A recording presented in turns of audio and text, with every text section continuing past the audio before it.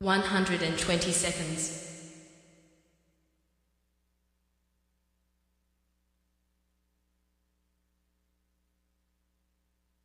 110 seconds.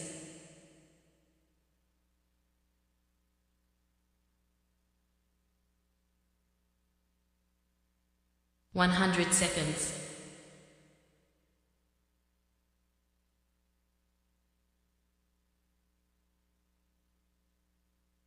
90 seconds.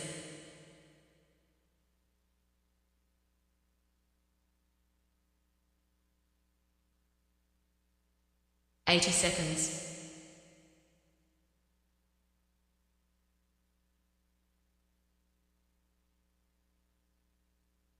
70 seconds.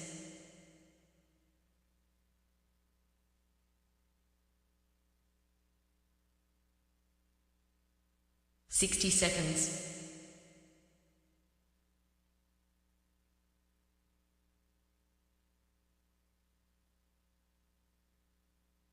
50 seconds.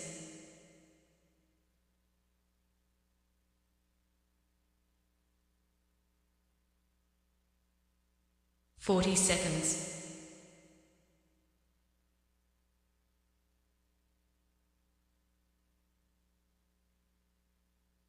30 seconds.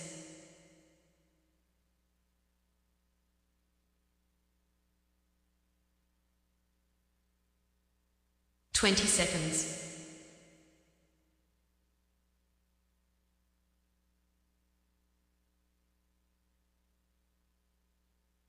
10 seconds.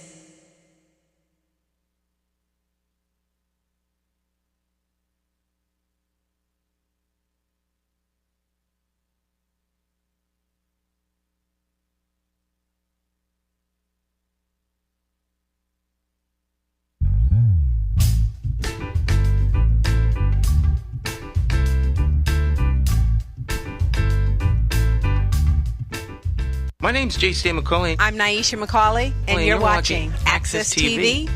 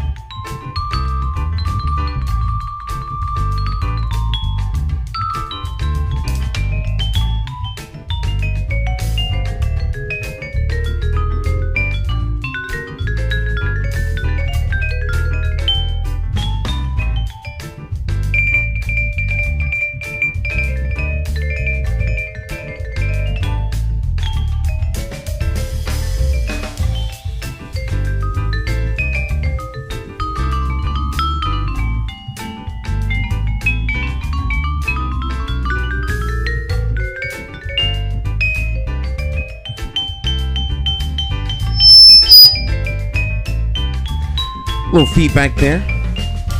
Nothing like feedback to ruin a good song. The incomparable Jay Hogarth in the background on vibraphones. Professor of music down at Wesley. Good morning, my friends. It's Morning Talk. Morning Talk. I'm your host, Jay Stan McCauley, along with the champions of talk.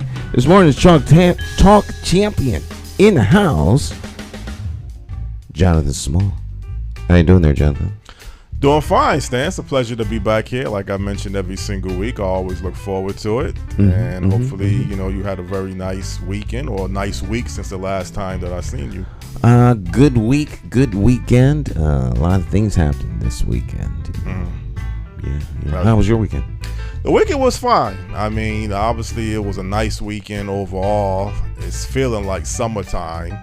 People are out enjoying themselves in most parts. I mean, always going to be some incidents, but it seems like people are getting the summer feel, and it's technically still not summer, but it feels like it's summertime. And I was able to look at your article that you told me about in the Hartford newspaper. A good article. I didn't get a chance to mention it to you since it came out this past week. Oh, the insert. The insert, the 4-page insert. Yes, yeah, if that's what you call it. Yeah. Okay. Yeah. Well, we can talk about that later. Okay. We'll talk about that. We'll talk about that. We'll do that. Yeah. And you was at the Bushnell Park yesterday. Juneteenth down at Bushnell Park. A lot of stuff happening. You had the Juneteenth. You had the 29th Civil War Regiment, black soldiers. That was Saturday. Saturday. The city's Juneteenth was yesterday. And then there's another Juneteenth over at Comora's Cultural Corner today. So it's a long weekend of all kinds of events. And you've been busy. You've been participating in all of these events, it seemed like. Yeah. Well, that's what you have to do, do that. Yeah. Well, hey, I mean, technically Juneteenth is today, isn't it? Today is Juneteenth, yes. Okay. But June 19th is today. Right. And hopefully people know the history of it. I know it's good to celebrate and have a good time and, get together with different people and friends, but hopefully people know the truth. I guess sometimes people wonder if they really know the true meaning of certain holidays. You just say it's a big holiday. It's a federal holiday, right? Also. It's a federal holiday. It's not a state holiday or a city holiday. I don't know about the state. It's not a city holiday. I know that. It's a federal. So Hartford, the city government is open. But how much do people know about any holiday? Holidays turn into an opportunity to have fun with family at the end of the day. I mean, they may start off that way, but I mean, it's nice. I mean, obviously the fun, the camaraderie with different people. It's a day off. That's what most people are going to be thinking about. But every now and then it is kind of good to know the true meaning of a particular holiday. If you have Veterans Day or Memorial Day, you know what. But most people are not really looking or thinking about the true meaning. Well, that is true. I celebrate Friday 52 times a year. Right. The weekend is here. Yeah. The weekend. That's a holiday to you. It's a holiday. Yeah. Well, every day's a holiday to me. When you do what you love to do, then every day's a holiday. You never work a day in your life. Yes. Yeah. You do that. Well, I was saying like you're getting in full gear towards the political campaign. So, like you said, we'll talk about that. Yeah, we'll talk about that later. Yeah, the campaign season's officially underway. Full swing. Yeah. So. Well, this guest this morning definitely knows about campaign and politics. Absolutely, but I'll let you have the high honor of introducing our guest. Well, certainly he's not a stranger, but I'll let you do that. Jonathan Small, you have the floor, my friend. All right. Good morning to people out there on Morning Talk Live with Jay Stan McCauley Talk Show. We actually have a returning guest, if people remember, as far back as 2020 when this format was kind of just getting started, and he brought a lot of information to the table, and he's very knowledgeable on many different topics beyond just state government, and it's a pleasure to have him as a returning guest back to the network. The guest, no other, is a former Connecticut Republican State Senator, no other than Joe Markley. Good morning, Joe. How are you doing? I'm great, Jonathan. Glad to be with you. All right. It's our pleasure. Joe, could you kind of let people know a little bit about yourself and background briefly before we get into our topics of discussion? Yes, I'm a native of Southington, And I've been a English teacher on and off over the years, at college level mostly, and but I've been in politics twice. I was involved back in the 80s and served a term in the state senate from my hometown of Southington, also representing Waterbury and Wolcott, and was involved in the anti-income tax movement back then in the early 1990s. And then I got out of politics for many years and got drawn back into it, and somewhat to my surprise, elected to the same state senate seat I had held 24 years earlier in 2010. So I had 24 years between my first term and my second term. I came back and served 4 terms, and in 2018, I was the Republican candidate for lieutenant governor, so I gave up the seat at that point. And I've been retired is not quite the right word for it, but I haven't been back in office and don't expect to be, but I've remained active in state politics to some extent, and very active in helping out folks who are involved in politics that I like and respect. Okay, obviously you know state politics, but I want to get into a national issue before we kind of get into state politics, if you don't mind. It seems like to me of late, the whole Black Lives Matter, I don't want to say it's crumbling, but it's not seeming like it's generating the amount of attention. The donation monies have kind of dwindled down, if you want to classify it to that level. First of all, do you think the Black Lives movement, Black Lives Matter, is really a good organization currently, the way it's being operating under, if you know anything about this? I know what I read about, and maybe what I read about to some extent is hostile to it. I'll say that there's an old saying that in politics things begin as a movement, they turn into a business, and they end up as a racket. I mentioned before that I got back involved in politics in part because of the Tea Party movement in the 2008-2009, and I saw it with that. It certainly started out as a spontaneous movement, and I think very much a legitimate grassroots organization. That's how I got involved, in fact, because there were people in the Tea Party that said, hey, you know politics. We don't know politics. Can you help us out? And I started to meet with them and got involved with it. But soon there were national organizations involved raising big money, and that money was, in Washington. It wasn't coming back to anything we were doing in Connecticut. And the other thing about it, and I think this is true of Black Lives Matter too, it's true of my experience with the anti-income tax movement. You can bring the population to a certain kind of a pitch of excitement or involvement in a movement, but you can't necessarily keep them there forever. You have a window of opportunity to try to accomplish something, and one of the things you can accomplish is to build something ongoing. But you're not going to be able to maintain enthusiasm. You can maintain enthusiasm over a number of months, but you can't really maintain that fever pitch over a number of years.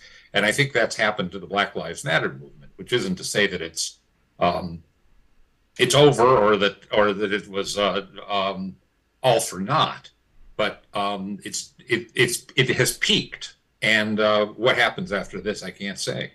Yeah, but did you ever feel like the money that was being raised, did it really reach the people or the type of organizations or the agencies or the movements that it was really truly designed to reach? It seems like to me you're hearing people who were part of running the board of the Black Lives Matter or the higher levels were really raking in millions of dollars. And it seems like to me if it's a nonprofit or whatever type of organization it was classified as, shouldn't have been some type of audit to really monitor exactly where the money was really going to and what the money was really designed to do? No, that's why I say that to some extent these things become a racket.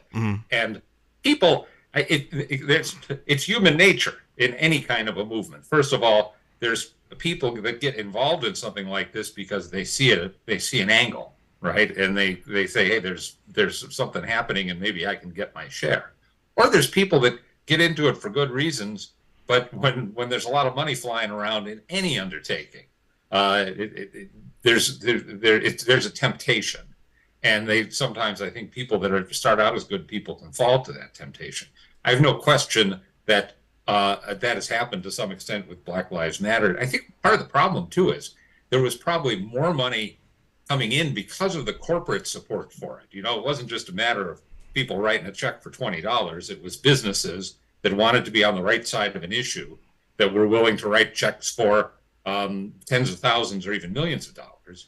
And I think that it was always a somewhat ill-defined goal. If you said, okay, we're going to raise money for, if you said we're going to raise money for the Tea Party, let's say, you could say, well, we're going to use it for political candidates. Maybe that would be one use. We'll find people that are on our side and we'll support them. I don't think Black Lives Matter was ever going down that road. So one would say, well, what were they going to do with that money? I don't know that it was ever clearly defined. And that's kind of a formula for abuse. It doesn't mean that the idea was bad. It doesn't mean that the people that supported it were bad. But there might have been a lack of clarity about the mission. Mm-hmm. Well, that's fair to say. And I think when you mention the word racket, you know, we don't want to say the whole, and you definitely gave a good explanation of exactly, you know, the goals was very tremendously worthwhile, and the people, because it's like a separation of the local chapters of the Black Lives Matter comparable to the whole national level.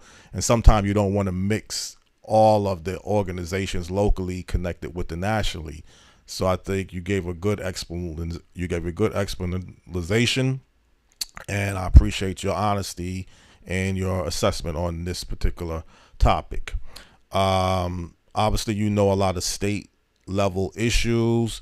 Governor Ned Lamont is trying to bring in a professional hockey team, the Arizona Coyotes. Do you think this is a good move that government or the governor should be getting involved in trying to bring a professional hockey team to the state of Connecticut? I guess the short answer, Jonathan, would be no. Let's say this. If I were governor and there was a sports team interested in coming here, I would say great. And if it were a matter of giving them a call or paying them a visit, I'd be happy to do it. Mm-hmm. That's not what it ends up being about. It ends up being about monetary incentives. And in this case, the big investment to bring this team in would be work on the Hartford Civic Center. And that's something that I've been opposed to for a long time. I think it hasn't worked. And I feel like we're at this point, it's good money after bad. I'd also say this, Jonathan, you know, politicians are distracted by shiny objects. So you say, what can I do for the state of Connecticut, or what can I do for the city of Hartford? Mm-hmm. And the answers tend to be, you know, let's bring a sports team in. Let's bring in museums. I'm a great fan of museums, but I think that these are arts events and so forth. That's nice stuff. But what you need in the city is jobs, really. You need jobs. You need good infrastructure. You need public safety and order. And I think that there's nothing romantic. There's nothing flashy about a screw machine shop coming to Hartford. But I really would rather see a screw machine shop than a professional sports team. And the Civic Center falls into this too. The argument I've always had, and I've talked to a lot of people about it, people in Hartford, the mayor himself, I understand they want the best for Hartford, and they see this as something that could bring business into Hartford. But I feel like the experience of the Civic Center is people come in from the suburbs, they drive into a parking garage, they go to an event that has restaurants and bars right in the building. And in fact, one of the things they want to do is build it up so that it has more restaurants and bars inside of it. Then they get in their car and they drive home. I don't really believe that's doing a great deal for the city of Hartford. I'd like to have people in Hartford that can have jobs that they can walk to. And if we can get some more people in Hartford and get some more money in Hartford, the sports and the events will follow, in my opinion. But I don't want to see us spend hundreds of millions of dollars, which is what it would cost, to fix the Civic Center on the chance that a hockey team is going to show up. I think it's very unlikely that a hockey team comes back to Connecticut. There are much bigger markets out there with many, many times more people that that also would be interested in competition with us.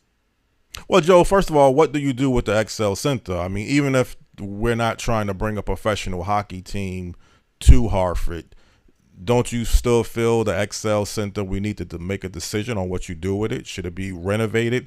Should it be torn down? Should it be sold? I mean, isn't it something that you think we need to do with this particular building? Absolutely. And that's the conversation I had with the mayor years ago. I respect Luke Broden. He's an intelligent man. I think his heart's in the right place. And he said to me, I don't think it was entirely confidentially, but we were talking about this subject in an event casually. And he said, Joe, I don't want to have a huge empty building in the center of town. And I understand that completely, but I think that's what you're stuck with. I don't think it's going to work.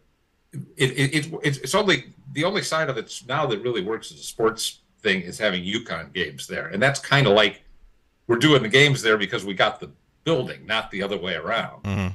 The music isn't coming back to it. There's other venues and better venues, and especially with the competition for the casinos.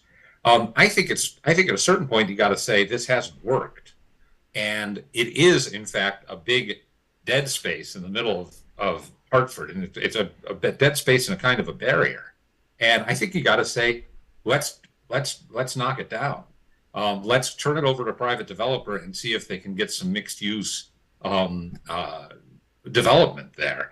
And you look at something like Blueback Square in the center of West Hartford that has become a destination, and you say, well, I mean, all that is a case of saying let's try to recreate something that's like a city that's pleasant in a different venue. I'd like to do that in Hartford, but what makes the city work is not having a big event space. It's having the vitality of the street. If you go to New York City, it's because you like walking down the street and there's restaurants and there's bars and there's shoe stores and there's people and there's action. And you still have that a little bit in, like I always point to, say, Pratt Street in Hartford as being a street that still retains that kind of spirit, but that flame is getting mighty low in Hartford, and you'd have to try to build it back up. But I'd try to find a developer that wanted to make it something that would draw people downtown, or somebody that wants to do something there that is a real that's a real hub of employment, not just an occasional event with people parking cars or whatever, but a proper, whether it's a proper factory, a proper office building, a proper operation right there in the center of Hartford. But I think there's a point where you got to say it didn't work. If you remember, Jonathan, as I'm sure Stan remembers, the Civic Center was built as much as a mall as it was as an events venue, and it operated as a mall for many years, but it didn't make it. I don't think they would have built it if they thought all it was going to do was have some sports teams there, because then it's a dead thing during the day. The idea with the mall is shoppers in the day and spectators at night, but it just didn't work. Well, Joe, this is something unique to other arenas throughout the country, that you have to put other things inside the arena other than just relying on a professional sports team or college teams to play? Like, if you was to go to Madison Square Garden, maybe that's not a good example, but that's one of the longest, oldest arenas in the country. Do Madison Square Garden have anything else that they rely on to keep that particular facility vital? Well, they got a train station, of course, right underneath it, basically, and there's a certain amount of retail around that. Mm-hmm. I think one of the dangers, though, is comparing the situation in Hartford to another city that's not necessarily comparable. Mm-hmm. Certainly, there's sports arenas that work, mm-hmm. and there's cities that are vital and growing. Right. And I wish Hartford were one of them. I honestly believe that Hartford still has the good bones, as they say. I go down there and I think it still has still a beautiful city in a lot of ways. Excellent buildings, still got a great museum in the Athenaeum, got the Capitol building and the rest of the government buildings, Trinity College, and there's a lot there, but it's not vital anymore. I was down at the Athenaeum recently, and I was amazed that I could park. There's parking spaces. 5 o'clock, there's no traffic on the streets. You can drive out of Hartford. There's no traffic jam. That's nice it's nice for me, but it's bad for the city of Hartford. You got to try to get that back. And unless you have that, you can't say, oh, we could be like New York if we build this thing. You'd say, first, we got to get the people and the activity and the desire of people to live there. I mean, people all over the country, all over the world want to come and live in New York City. They're not thinking that way about Hartford. Well, again, Joe, I admit that was not a good example. I mean, I believe the New Haven Coliseum was torn down years ago. Yeah. And I think the Springfield, whatever they call it, the Mass Mutual Arena, it only holds about 8,000 people. So that's not a lot of people if you really sit back and look at it. But again, sometimes comparing one successful arena in a different city is not always a good example. And, you were mentioning about the XL Center in particular. But there's other issues that goes throughout Connecticut. As a former state senator, did you have any type of interactions or any type of opinions on, let's say, the Black and Latino caucus that exists in our state legislature? Not with the caucus so much. I guess I would say that I dealt with legislators in both parties as individuals, and you tend to know the ones best that serve on committees with you. The whole 10 years I was in the Senate, including my long ago first term, I was either the chairman or the ranking member of the Human Services Committee. So I dealt with legislators, especially that were on that committee. And again, I'd say that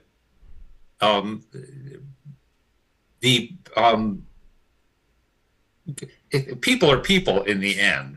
Doesn't necessarily matter what caucus they belong to or even what race they are. You've got to take them for who they are. And generally, I had pretty good relationships with the last one that. All the time that I was there, I would say I had good relationships with my colleagues in both parties. I never felt like there was any reason to be mad at somebody just because they disagreed with you, or even just because they opposed you on something. That's like it's like it's like being on a different baseball team. There's no reason that you go out and you play the game and you play it hard, but there's no reason that you should have anything against somebody just because they ended up on the other side. And especially, I admire politicians who are sincere in their convictions, regardless of what those convictions are. I happen to think Stan falls into that category. I prefer that to somebody who's in politics because they feel that they can get ahead somehow. I'd rather see people that are in there because they're believers. Well, Joe, so far I'm liking and I'm agreeing with everything that I'm hearing from you. It sounds like Stan is in the same agreement with you. Stan, do you have any questions you want to ask Joe Markley? No, he's absolutely right. Okay. I mean, yeah. Okay. I don't think I would do is I chime in and as I have said to you on many occasions, Hartford is not New York. Right. And we don't have a population of a couple million. Yes. So. Yeah, well, I admit that was not a good example. No, but but Jonathan, you're right. The comparison is in a lot of ways to New Haven, and New Haven is also a city that is in sad decline. And what New Haven has that Hartford lacks is Yale, right there downtown, a huge presence, and I think that's has generated a certain amount of activity, and it preserves a certain vitality in an area of New Haven. But if you took Yale out of New Haven, I think New Haven has even bigger problems than Hartford does at this point. And then there's poor Bridgeport, which really doesn't have either the state capital or the university going for it. And it's tragic. I feel like you can't have a success in a state in the long run when you've got great cities like that are not working, and the only thing that's going to make it work is economic vitality, and that's a tough job. You're back to almost having to build from ground zero. Well, Joe, when you say that they're not working, I mean, it's like a combination of different factors between the fiscal structures of the cities throughout Connecticut, the urban cities, and the human capital. I mean, if you go through any particular of our inner urban cities, you're going to see a lot of high unemployment, underemployment. There's some problems in the school system. Illiteracy rates are very high. Stan, you've mentioned this many times about the capital city has one of the highest illiteracy rates in the state. You have crime. I mean, you can have a college student, it looks like from UConn, on the right track, and all of a sudden he ends up having marijuana found in the car, and he gets killed. And I don't really personally think, and I could be wrong making this statement, I don't think the governor and the mayor took that incident as seriously as they could have. And maybe it's not good to pick one crime over another crime. But the incident of the Black Lives mural, that they found a person, I guess, who had wrote something over it. You know more about this incident, I guess, than I do. Well, that was the kind of like it was unfortunate, but you have a guy who's just kind of like walking through with two of his buddies, and they decide to be vandals and destructives, like throwing a brick through a window. It just happened to be, you know, this is probably the worst analogy of the year. But it's probably like some guy decides he wants to just throw a brick through the window. Unfortunately, it happened to be the crime boss's window. Right. So, you know, sometimes you just do the wrong thing at the wrong time. And I think that's what happened here. I don't think it was some big conspiracy. It was just a knucklehead. And But I mean, Joe, and you could chime in on this too. I mean, it seemed like to me the mayor and the governor was more focused on making sure that this is not, and it's important. You don't want to divide the city. You don't want to have any racial conflicts. But it seems like to me this drew more attention than the college student who was killed. Is that kind of mixing maybe your priorities? I think you can do both. I think you can address both issues. But it seems like to me this college student, and I know it's still under investigation, but this is what continues to plague our cities, you know, decade after decade. You just get these homicides and these crimes, and truthfully, on a political level, it just didn't seem like it really drew that much attention. I could be wrong about that. What's your take on this incident? Well, it is. I think that one of the discouraging things about Hartford and about our inner cities throughout the country, not just in Connecticut, is the extent to which we have accepted violence and we don't think about it anymore. That a shooting, you know, so I look at the Hartford Current in the morning, and if there's, it's not unusual that a couple of people were shot, not necessarily killed, but sometimes. And it's kind of business as usual. It's not like everyone comes to a halt and says, how can that happen? We've accepted that happens. And I suppose I was actually talking about this on another radio show not too long ago, but I said, if I were running for mayor of Hartford, for instance, and we got somebody here who is, I think the first thing I'd say is I would make public safety the number one priority. Public safety across the board.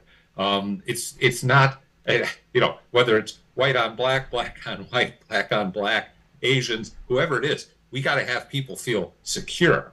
And you're not going to get people into the city of Hartford until they feel that way. I'm amazed at the people I know who, if I say, I'm going to go up to the Athenaeum or I'm going to go to Hartford Stage, and they say, I haven't been in downtown Hartford for years, because they're scared of it.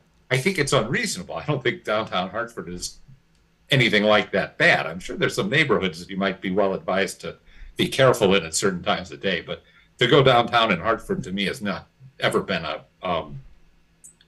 difficulty. But people have that attitude. You can't expect anything else good to happen in a place until people feel secure, and that means having a strong police force that has a connection with the community, and giving it support. Hey, the other thing I'd say is that when we talk about unemployment, about crime, and the other problems in the city, they're kind of trailing factors. The city goes into decline, and then you have these problems. The cities exist because once upon a time, that's where the employment is. It's always a funny argument to me when I hear people say, Hartford or whatever city you're talking about needs to be able to expand out in their taxing powers out into the suburbs, because that's where the wealth is. And I think the idea that we'd say the answer for Hartford is to get money out of Glastonbury. If you went back 100 years, people would say, Glastonbury, what's there? There's just a bunch of farmers. The money is in Hartford. People are moving to Hartford for jobs. And now the world is turned upside down. The jobs aren't in the city anymore. And if you can't bring them back if you can't bring the jobs back to the city, I don't know what you can do to fix them. Once upon a time, conservative Republicans like myself, Jack Kemp was a great hero of mine back in the 80s, were big fans of enterprise zones, to say, let's give advantages to businesses that locate in cities. It was tried to some extent. I don't think it worked. The other thing I'd say, incidentally, Stan mentioned, both of you have mentioned the problems of schooling. And again, there's no question that I'd say, along with public safety, education, if you want a future in a city, is one of the most important things. I think that what we're doing isn't working. And again, conservative Republicans would say we need to have school choice, which is to say we need to have a lot of different approaches and give parents the means to be able to choose what they think will work best for their kids. And I think that's, I understand the arguments against that, but I think that the situation's getting to the point where we got to try something different, and that there's great potential there. Well, Joe, the only thing I will kind of not even disagree with you, because you're saying you have to bring the jobs back to the city, and certainly there has to be a motive factor to bring jobs back to the city. But I hear that there's really a skill set gap throughout Connecticut. I mean, if you go to Pratt and Whitney, and I would imagine Pratt and Whitney is not going to employ as many people as they did in the past, but I think you can certainly still look at some career opportunities at Pratt and Whitney. That's in East Hartford. That's not that far from your centralized cities. And if you don't get people properly educated and trained, even if you bring good paying jobs back to the cities, would the people that really need employment, would they be beneficial to these type of jobs? Or would you just be bringing in other people who, in some cases, you could say many people come into the cities and they do work and then they exit the cities, and then that's it. I mean, so you can bring jobs, you can bring good jobs back to the cities, but does that mean the people that needs good opportunities are going to be beneficial to these jobs? Not absolutely directly, or as it's not as simple a thing as one would like it to be. But one thing, we're talking about Pratt and Whitney, talking about what Connecticut used to be rich in, which was manufacturing. One of the nice things about manufacturing as an industry is that there are, or at least there used to be, a lot of entry-level jobs in manufacturing. Obviously, there's a demand for tool makers and machinists and people that have an actual skill in manufacturing. But once upon a time, you could kind of walk in and somebody would say, here's a drill press. Let me show you what to do. I've done that job myself. And it's not an entertaining job to sit and put holes in a piece of metal for 8 hours a day. But it's a job that, at least it is a job. And it's a job that sometimes can lead to something. You get in there, you start doing the work. If you're a good employee, you've got the chance. They say, okay, well, let me show you a little. If you're going to be around for a while, I'll teach you a little something, and your value increases.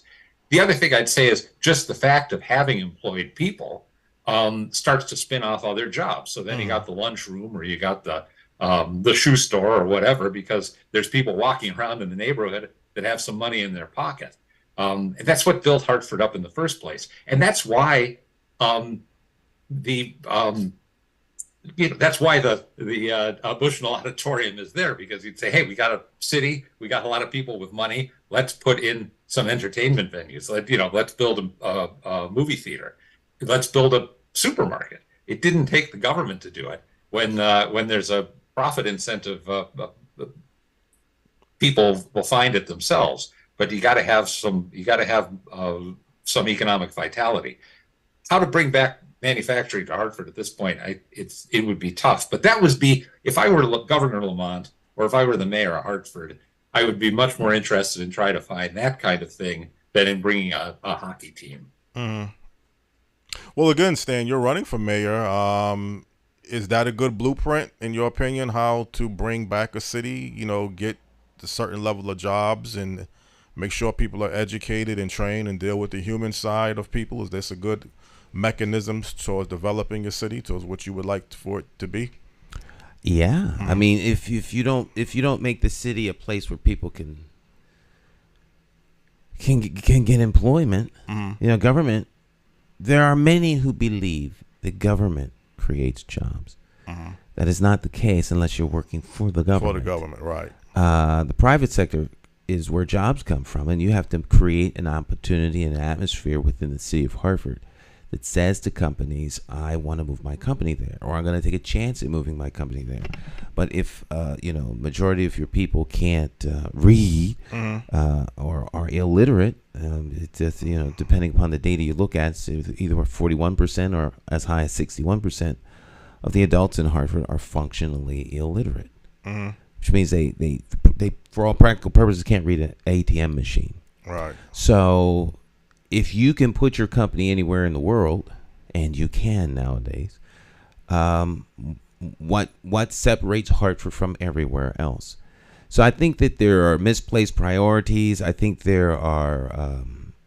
I don't think that everyone necessarily has the best interest of the overall city and its constituents at heart. I think they're trying to do the best they can with what they have, and they're being very reactionary, as opposed to proactive and really taking a look at the problem and setting the course for real change. So you're gonna have to have some human development, and you have to focus on schools. You gotta give people a feeling that if I move to Hartford, I'm going to send my kid to the public school, and my kids are going to be educated. They're going to walk away with the tools necessary to be contributors to business. When people start to see that, they'll move, and they'll take the chance in putting their businesses here. But Hartford is in a very precarious state right now. Right. And so I agree 100% with what he's saying. Well, Joe, you mentioned off of the air that you've lived in Virginia and Massachusetts. Are there similar? Seems like if I listen to the news in Boston, I have family up in Boston. Roxbury, Dorchester can be like a nightmare at times. It has a lot of crime, a lot of poverty. The cost of living is very expensive.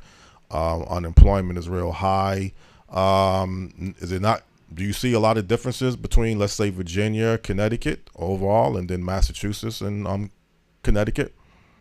One of the amazing things about, I suppose it's true in most places, but certainly it's true in Connecticut and Massachusetts. I think in New England more than a lot of places in the country, is you go just a couple miles and you're in a different world, right? Right. And that's certainly, boy, in Connecticut, you can go from some of the richest communities to some of the poorest communities at 5 miles, and you can go from the center of the city up to up into the middle of the woods 5 miles. I lived in Northampton. I went to school in Amherst, so I knew that part of the state, and that's very much a college area. Northampton has become a very shishy, pleasant kind of city if you like arts and you like restaurants and so forth.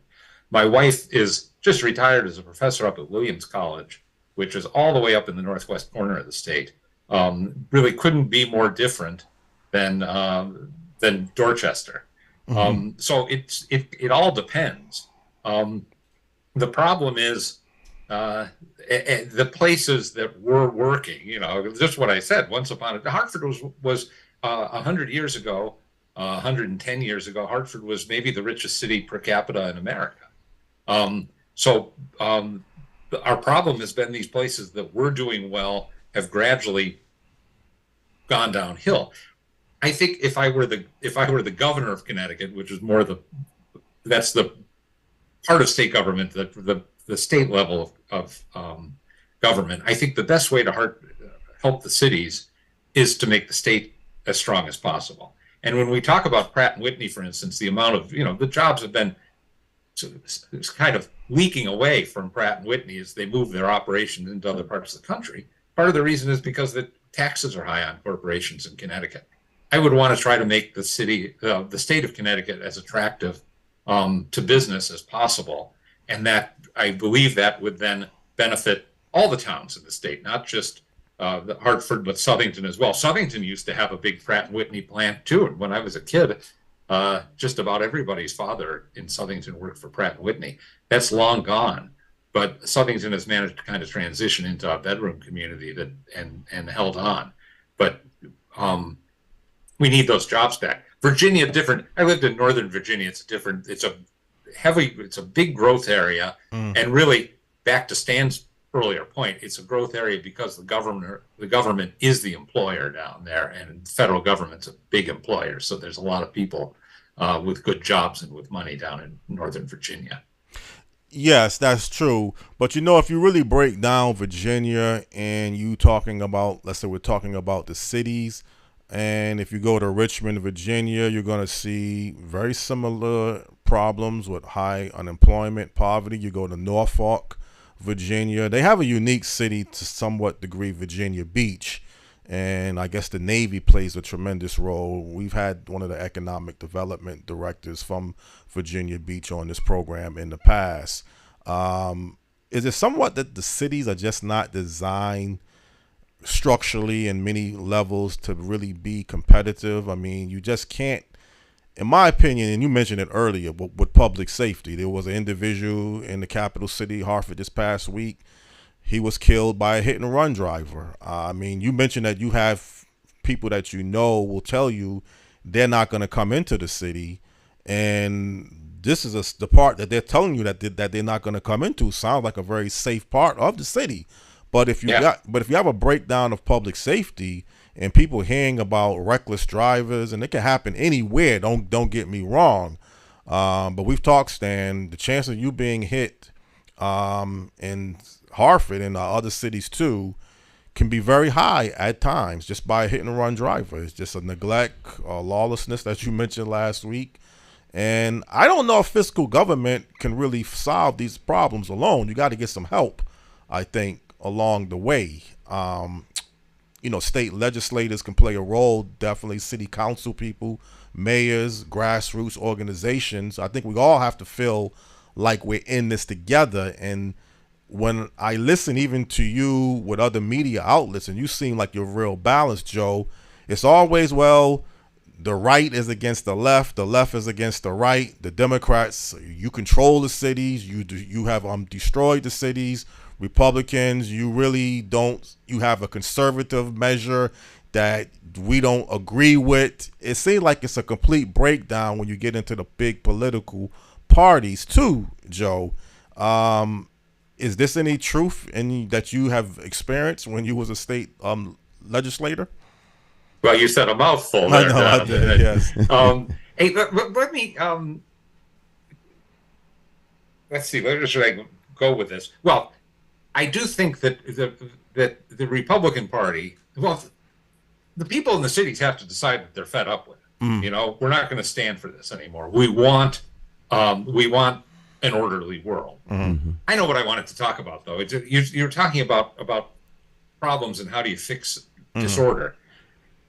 Rudy Giuliani, once upon a time, was a respected figure. Now he looks like a buffoon. But he accomplished something that rather amazed me in the city of New York. I lived in New York too. I went to Columbia graduate school. Mm-hmm. So I was in New York in the early 80s, and it was pretty rough in those days. And it got worse into the 90s. And I've always spent a fair amount of time in New York. In fact, I'm going down this week. So it's a city that I was familiar with and I remain familiar with. It reached a level in the 90s where I was starting to think, this is getting a little more than I can take. I don't like walking down the street, even if I may feel safe, but if I see people every block, somebody in distress, somebody lying on the sidewalk that looks like they need care, it's a tough thing to put up with emotionally.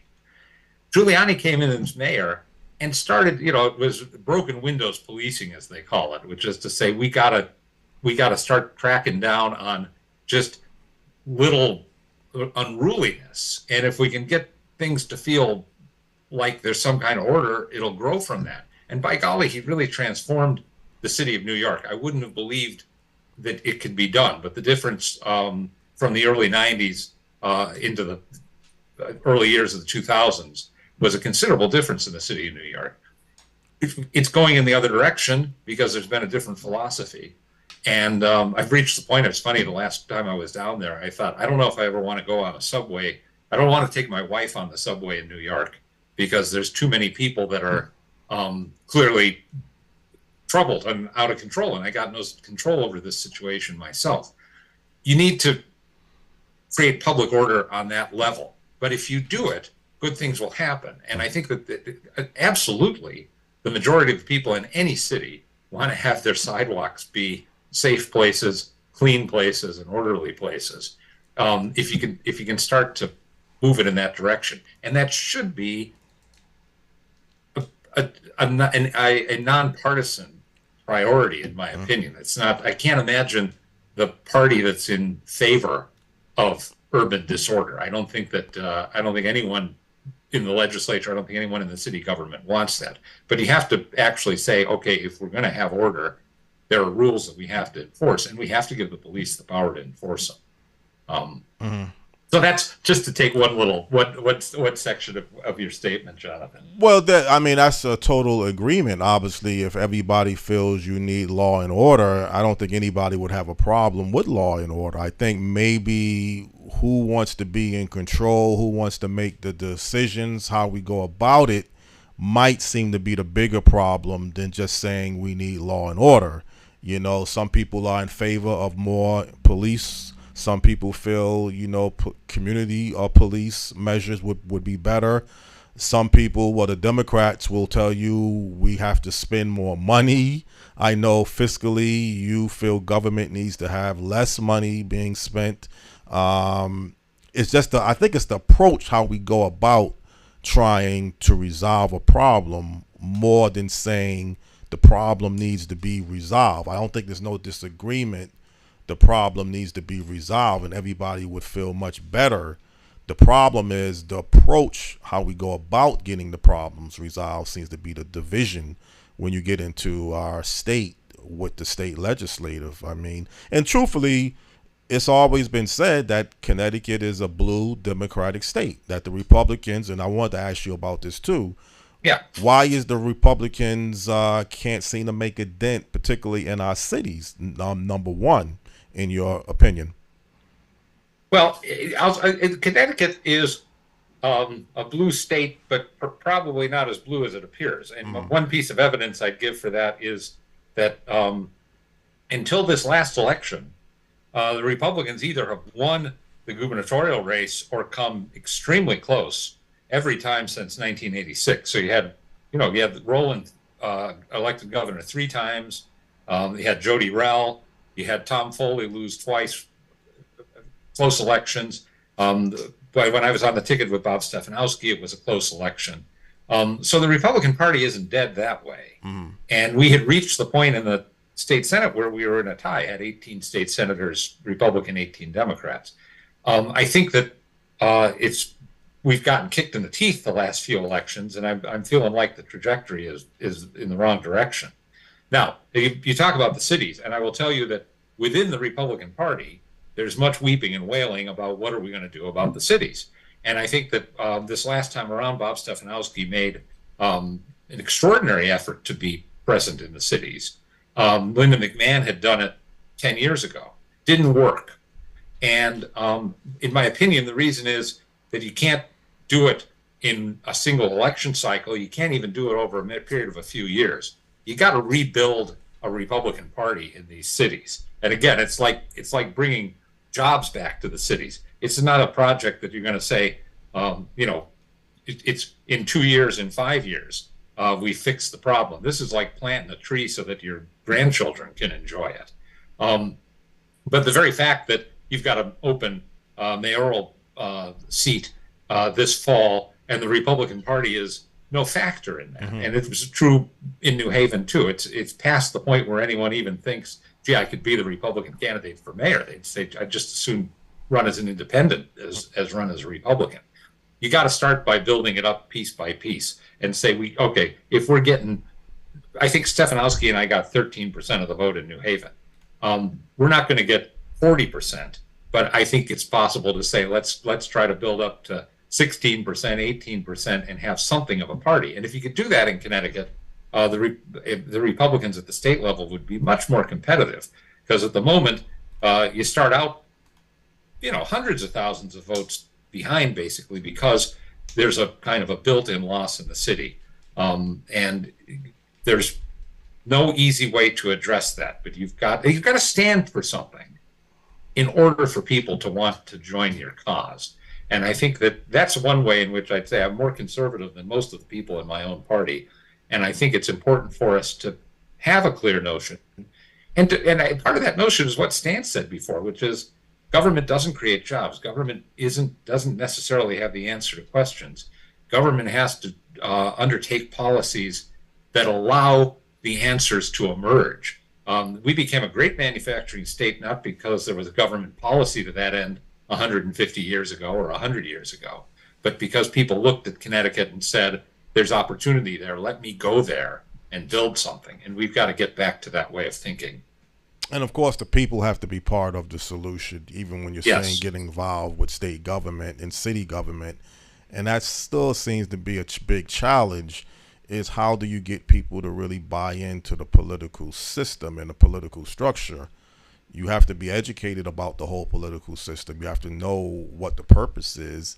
You have to believe in it, and you have to be somewhat committed towards it.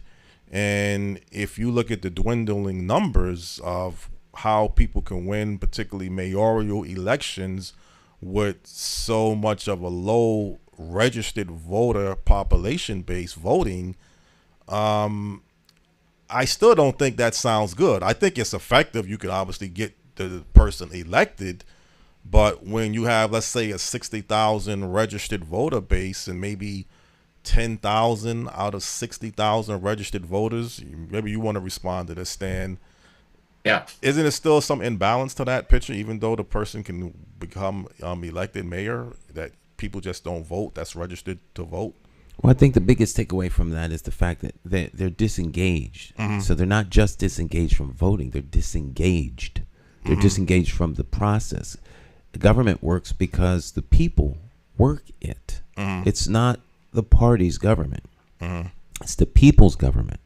So if the people disengage, then people that run things do what they think is best. It's not necessarily that there's something nefarious or folks are trying to get away with stuff. If somebody thinks a particular way and they get no feedback from the other 100 people in the room, well, I guess we'll do it my way. Now, if your way doesn't work, but no one else is contributing to any other solutions, then you wind up in this kind of muck and mire of inefficiency. But, if people have to get involved, you have to go to city council meetings. You have to go to Board of Ed meetings. You have to, you have to be willing to lift up your end of the load. You just can't elect somebody and then expect them to just do everything. They're not super people. They're humans, and they're working as part of a team and part of a system. And so it's essential that people are actively engaged and involved. So to me, it matters that people aren't voting, but the vote is just it's like the surface. If you get high voter turnout consistently, then you have people who are actively engaged and involved. So if you use, for example, like a Board of Education meeting in Avon or in West Hartford, Board of Education meeting in Hartford. The staff is there, the cabinet for the superintendent's there, or the production crew is there, and there's like no one else. Yes. When you go to West Hartford, they have to make rules to limit how long people can talk because there's so many people there. They'll talk, and they don't have the opportunity to conduct the business of the board, listening to parents. So there's a very high involvement and engagement, and that speaks a little bit to what we were talking about earlier with the the high rate of illiteracy. Yes. And so there are a lot of things that contribute to it, poverty, but all of these things are fixable if someone is intentional about fixing it. All right. In my opinion. Amen. Oh, I say agree amen, with Joe. that. Okay. Yeah, it's a trailing indicator. The voting. I agree completely with what Stan said. The trouble isn't that people are voting. That's like the tail end of the problem. The problem was that they checked out. And we had proposals in the legislature this year to make voting mandatory, and I think it's completely backwards. It's to my mind, it's a little like saying let's fix the city by bringing in a sports team. There's a more fundamental problem than that people feel it doesn't matter. And I think also something that's broken down throughout the country in most communities are the other structures that got people active. Involvement in churches, involvement in community groups, involvement in ethnic groups. There used to be all kinds of different organizations that had strength that drew people together, and that in many cases were kind of existed side by side with the political system. And those organizations and that kind of community involvement has diminished tremendously and sadly. We had a lot of great traditional structures in America that have unraveled in recent decades. Well, Joe, obviously, I think everybody got to do their part. And if you're not engaged or you don't believe in something, it's going to be hard to really force someone, I think, to do something that they really don't believe in. And if you look at, like I say, the realities, I mean, yes, the whole going to board meetings, Board of Education meetings, city council meetings is very important. It's needed. But if you are just made up your mind that I'm not interested, I'm not going to waste my time, I'm not going to do it, I don't know what else you could really do. I mean, you could go to the people. I guess you could go, you can walk to the streets where people are at and tell them you need to go to this particular meeting, but that's not the best way. You have to engage folks, Jonathan. There has to be some intentionality. You get in a causality loop. If this, then that, then just keep going around into a vicious circle. Right. The unintended consequences of good intention are sometimes really bad results. Right. So, the economy wasn't the only thing that shut down as a result of the pandemic, but social structures shut down. So if people aren't going to church for 2 years, and then people are afraid to return to church, and they become disengaged with that whole spiritual section of their life, the church was a very central component in many communities. If it's gone, well, if everyone rallied together, if they shared information there, they talked about issues there, now who are they talking to them about? So people are very much isolated and they become individualized. And so me rises to the surface instead of the group. It's same thing if you can't talk to people, you're not going down to the social club. You're not at the hunting lodge. You're all of the places where people meet were diminished. So people become more disengaged, and because they're not around collectives of people, they wind up being siloed with individuals who think exactly like they do. Right. You have no more exchange of ideas, counterpoint, arguing about things that you disagree upon, and then coming to consensus. Those things start off in little groups and they go into bigger groups. So the system has to be primed again. This is going to take a while. But if you don't have people that engage in this, it's not going to happen. And I personally think that this has to start at the local level. It has to start really down. Even like for politically speaking, it has to start at the town committee. Right. If people talk about holding their government accountable, well, how about holding town committee people accountable? They're the first level of government. Yet people seem to think that they are almost insignificant. Right. No, they're very significant. So we have to kind of prime the pump again, because things are, it's not hopeless. Yeah. But it can be fixed. Well, the only thing I want to just say is I don't, and I hear this quite often, and I just heard it now. Okay, the pandemic made the situation worse. Okay, the pandemic did make the situation worse, But at what point can we kind of say we've got to move beyond the pandemic, and let's say were problems before the pandemic? Real quick analogy. Clown decides to throw tacks on the street as you're driving down, and all 4 of your tires blow. Well, the fact of the matter is you don't have tires in your car anymore. Right. All right. Well, how long are we going to keep blaming that? Well, until you get some tires, that's the cause. Right. We're not saying that the pandemic is a justifiable reason for things, but you have to take an analysis of where we are, what was the cause, and now you move forward. It's like backward engineering or doing an investigation on why the plane crashed. Well, if we can figure that out, we can stop it from happening again, and we can make adjustments accordingly going forward. We know what the problem was. Now we know now we need to implement the fix. And that's, I think, where we're at. We're in the implement the fix phase of what happened less than 2 years ago. Well, Joe, again, I mean, are we in the process really of fixing our problems? Because I think in some areas, as you mentioned earlier, from Governor Ned Lamont, some of our current mayor in the capital city, I kind of get the feeling that you don't think the way that we're going about trying to fix the problems is the best way to go about fixing the problems. Yeah, that's politics, right? That's what it comes down to, is that I think everyone would like to have the same positive results. The question is, how do you make it happen? And I think that what's the essential difference between the parties is, I think that the Democratic Party, generally speaking, thinks that government can drive things in the right direction, and that if government has more power, things are going to get better. I understand that point of view. I don't agree with it. I think it's the other way around. I think the power of government is a dangerous thing. One of you mentioned unintended consequences earlier, and I think that we frequently see unintended consequences to government policies. You say, wouldn't it be nice if we did this or that? And then you do it. You say, what could go wrong? Well, you don't find out until you do it. And I think that we need to try to get government out of the way of private initiative. Boy, I couldn't agree more with what Stan said. We also need to get back to, again, what I think is basically a conservative outlook, which is bottom-up government, where you say the most important decision should be made on the local level. If you want to change things, don't change it by worrying about who you're going to vote for president. Not that that's not important, but influence where you can influence it. You got a great opportunity because of the relatively low involvement in a city like Hartford. The people that want to get involved have a great opportunity and can have disproportionate impact on moving the community forward.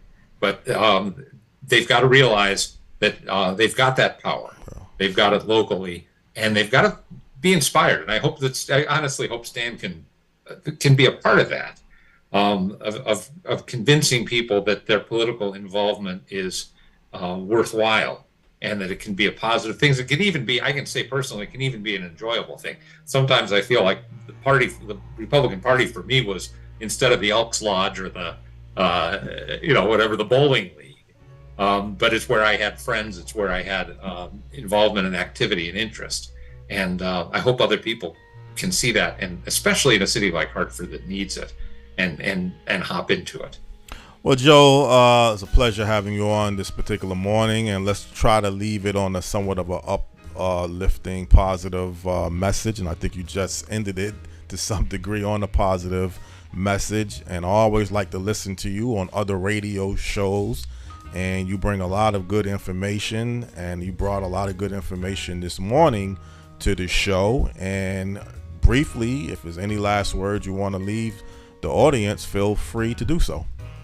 Well, no, I just appreciate the opportunity, gentlemen, and I'm happy to do it again when the time is right. I'm glad that you guys are doing this in such a determined, ongoing way to try to get the word out of the community. So anything I can do to support it, I think it's a worthy effort. Definitely, I definitely appreciate that, Joe, and definitely will hold you to that statement if it ever comes to be that we really need some support in another different area. I definitely love to hear that, what you just stated. Well, thanks again for taking time out of your schedules. Good to see you again, and to talk to you. I always listen to you on Gary's show. John said other stations, but I always listen to you on with Gary. Gary Bryant. Gary Bryant with his cup of coffee. Okay. All right, it's good to see you, Joe. Stay blessed. All right. Likewise. Good luck, Stan. All right, thank you. Bye-bye. All right. Take care, Joe. All right. All right. Joe Markley. Yeah, it seems like you remember him when he was a guest 3 years ago. I remember all of your guests. All of your guests, okay. All of them. Well, that was 3 years ago when you was first getting started. Yeah. And everything. Yeah. So you do listen to him on the Gary Bryant show. I listen to Gary every morning. Okay. Yeah. You'll do that. I listen to Gary in the morning, and I listen to my man in the afternoons. Yeah. Seems like to me, Big Todd on Feinberg. Seems like to me, even though he's a Republican, Joe Markley, that if the two of you ever got together and y'all was kind of working towards a particular goal, it sounds like to me y'all could still work together. Really. Well, I can work with anybody. Anybody, right? I do work with people. I work with people who hate each other. You know, that's between them and them. But no, I can work with anyone. Yeah. But I mean, like, if you're trying to make a decision, even myself, if you're trying to make a decision, like with the Excel Center, do you think it needs to be fixed or torn down? We may be in disagreement towards, okay, should we put more money into the arena? But it sounds like to me, Joe Markley, you could definitely work with him. He seems to be open-minded and not his way or the highway. Well, I think in politics you have to be open-minded. It isn't about my way. It's about what's going to be the best way. And any individual who has an opinion or an idea is just one person. Right. I mean, how does your one person opinion supersede the other, 120,000 that live in Hartford, or the other 350 million that live in America? I mean, or the 8 billion on the planet. But you got to have a starting point. And so you have to be willing to listen to other people, come to a consensus, and then move forward with what we all hope is the best decision. And I think we also need to come to a place where we can look, analyze, and see it ain't working. Yeah. And if it's not working, can we redress it? Can we change it? These people get caught up in this stuff like it's like, they gave birth to it. These aren't your children. They're ideas. But, recently you've got involved with the African American Alliance and a few other people, and you were working with Speaker Matt Ritter on some issues regarding the section of Hartford with the flooding and the basement issues and the funding. And it seems like to me that working partnership came to some type of good conclusion. Well, it was good negotiations. It was tough. It was rough. But in the end, everyone got something so that they can move forward for the best of the community. Everybody wants what's best. Right. And sometimes as you have those kinds of discussions, people can get emotional. They can get principled. They can get hyper focused. Sometimes they can lose focus. But all of these things are part of the human experience, and you have to work your way through that toward a solution. Well, that's what happened. Well, my only point is, I was saying, and I heard some sound bites, about 20 to 25% minority contractors' participation or city residents. And I think that would be a good goal, or some good goals to aim for as well. Okay, we got to fix a problem. We got to make sure people's homes are in proper order. But again, if it's going to be a lot of money generated from a particular project, we'll take a short break. We'll talk about that on the way back. But at the end of the day, the whole purpose of this is to get people home fixed. That's the primary purpose, and I think that it's important that we don't lose sight of that. All right. We'll be right back. Stick and stay.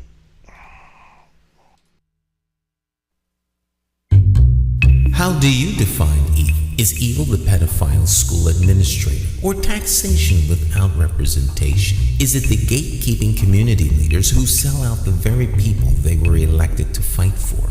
Or is evil the politician that puts out lies and takes in cash? However you may classify evil, having to choose the lesser of two evils still leaves you with evil. Nowhere does this rule apply more than during an election for mayor. Choosing a candidate who is the lesser of two evils still leaves you with Eve. No wonder so many people don't vote. It's time for the constituents to flip the script and vote for a mayor you can trust. My name is Jason McCauley. I am an independent thinker, and I approve this message. I'm asking you for your vote on Tuesday, September the 12th, 2023, in the Democratic Party primary election for mayor for the city of Hartford. I, like you, am an independent thinker. So let's sit down and talk about my path to victory and why my 5-point plan for Hartford will work. Stop listening to the uninformed evil interests that tell you I can't win. For more information, visit McCauleyformayor.com. Have the courage to vote your conscience. Vote for the name you trust and know. Vote McCauley for mayor.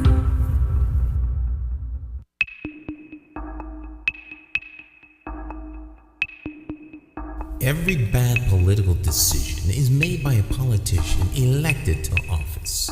So if you think your vote doesn't matter, just remember this. There are people sitting with politicians in a back room making deals about your future, making policies about your children, making decisions about your neighborhood. To them, you are just a vote. You are not their cause. You are just a vote. Elections have consequences, and if you don't vote, you are actually voting to keep these people in power to work against you. Now more than ever, you need to make your vote count. It's time to clear the air and vote for a mayor that is unbought, unbossed, trusted, and accountable to you, the constituent. My name is Jason McCauley, and I am an independent thinker, and I approve this message. I'm asking you for your vote on Tuesday, September the 12th, 2023, in the Democratic Party primary election for mayor of the city of Hartford. For more information, visit McCauleyformayor.com. Have the courage to vote your conscience and vote for the name you trust and know. Vote J. Stan McCauley for mayor.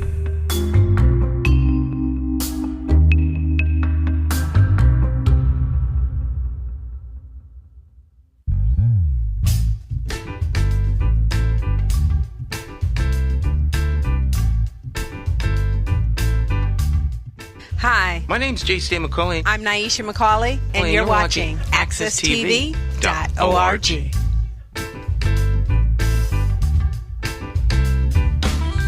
Oh, yeah. Welcome back, Morning Talk. J.C. McCauley here, along with the one and only Jonathan Small. Right. Good first half. Yes, I mean, it's been a while since we've had Joe Markley on, and, you know, getting a former state senator from Connecticut on the show just to get his opinions and feedback. And again, he knows what he's talking about. He's done the work in the past, so he knows what it's like to be a state legislator. He was part of this income tax rally with Tom Scott back in 1991. So he has a long track record in state government and other areas. And like I say, we talked off of the air. He really didn't want to get too much into the NDC issue because that was just something that he really wasn't that abreast to in every particular area. He knows a little bit about it. And It's very granular, very, very city focused. City focused, yes. It's a local issue, really. But it's a local issue that has some big money. And, you know, that's my whole approach from the Clean Water Fund. Money is a resource. Well, however you want to classify it, you can say it's just a resource or whatever the case may be. When I'm mentioning about minority contractors and opportunities, that sometimes always some people get the short end of the stick. Yes, it's good to make sure that the main purpose of the project is to provide the type of issues of people homes that have basement flooding issues and sewer issues and get that part of the project done. But somebody has to still do the work. There's money. That's true, Jonathan. That's true. And Lord knows, a whole lot of people have been fighting for folk to get work for a long, long time. This flooding stuff's going on for 40 years. So we can sit around to argue about who's going to get a piece of pie at the table and everyone's starved to death. Yes, I understand that part. Make sure that we get the work done and don't debate or argue about who gets the work. But I mean, I think sometime, and it wasn't really put into any legislation when people are talking about 20 to 25% of the contract is, that part wasn't legislated. That would have taken us into the end of the session 3 years from now. Right. My personal point of view, I want basements to be unflooded with I don't want human feces in people's basement, and I want them made whole. That was my position from the jump. Right. And that's really all I care about. And that's fair enough. Because that's right. The problem. And I don't confuse everything else that could be added to it when we're trying to fix a particular problem. Now, the rest is gravy. The rest are all of the side benefits, the windfalls. All of that stuff is great. I don't care what they do as long as they get the people in my city's basements from flooding with human feces. Well, you see, again, I could take that approach too. I don't have any problems with basement floodings and sewer issues. So I hope that the people who get, and I was told this by someone from MDC, that's really, you don't have that particular problem. You don't have a particular home that has basement issues or flooding issues. I would hope if I had that problem that it would get resolved. So yes, now it's going to get resolved. It's going to get resolved. But the whole picture, and I didn't get a chance to even ask Joe Markley about this, about government contracts in the state of Connecticut. I don't know, again, if people in Connecticut just accept the fact that when it comes time for minority participation in contracts, well, we don't have the numbers. We really can't expect much to really come out of that particular area. So then we change it. Change what? We would change the numbers. No, I meant the numbers of the population. The numbers of the percentages of minorities getting the actual contracts is low to dismal. Right. We change it, and sometime you use a particular project, like the upcoming project with this infrastructure development work, as a way to make changes. It's good to suggest something. We should have as high a level of minority participation in the upcoming project as is humanly possible for as long as they can. At some point, all of those problem houses will be fixed. Then what will these people do? Right. So, this is not about, and you and I have had this conversation for at least 15 years, or 10 years at the very least. The MDC provides water and sewer services. Right. It's not an economic development program. It's a water and sewer program. Now, there can be economic development opportunities it could be employment opportunities for people. Right. All right. The economic development that the MDC provides is that it provides clean water and sewage, which allows for companies and organizations to build here. Because without water and sewage, you ain't building anything. Right. Therein lies the economic opportunities for them. Now, people can turn the MDC into whatever they want it to be, but it is a water and sewage delivery system. That is what it does. Just like the gas company or the electric company. And I understand people wanting to take as much of an advantage as they can whenever opportunities come. So, be prepared for these opportunities when they arise. Right. Well, that's part of, I can say the same thing at Bradley International Airport. They got a major development project that's upcoming. The airport is designed to run passenger services and businesses. Right. But somebody is going to be developing part of the expansion of Bradley International Airport. And right now, I see Pagnelli as the general contractor. I don't have the business knowledge to know exactly what really is going on. I can only tell you what I see. And I'm not going to make examples of Atlanta or Georgia because that's not a good example. That's not a good example. No, Right. I'm glad you're not going to go there. But I think we can do better in Connecticut regardless. It would be nice if we did better. Can we do better? That remains to be seen. Well, why couldn't we do better? That's a good question, Jonathan. This is a discussion I've had ears in this discussion for over 20 years. Yeah. So when are we gonna do better? The next 20? We'll do better when we stop talking about it and actually people do something about it. Folk that are in a position to make the change and be held accountable for the deliverables. That's how you get stuff done. Well, if you're a contractor and you put out a bid for a particular project, that's what you are supposed to do.